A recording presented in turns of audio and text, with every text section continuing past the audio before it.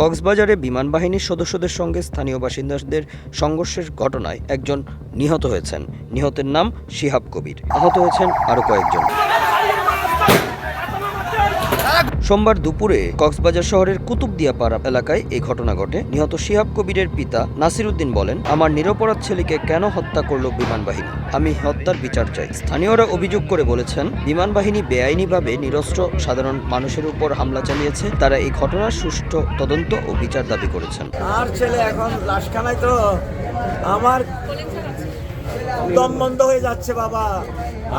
আমরা জানি বিমান বাহিনীর গুলিতে আমার ছেলে বাসায় ছিল, তারা নির্বিচারে গুলি করছে।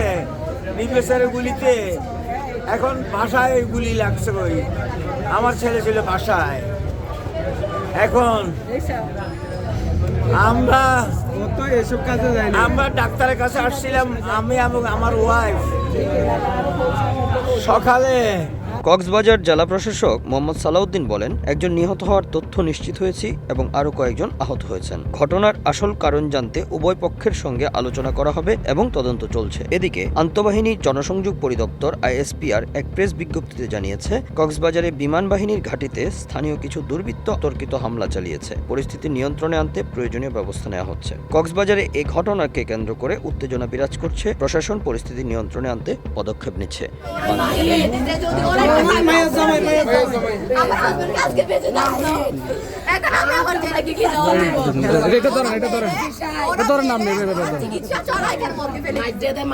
Bangla affairs news desk.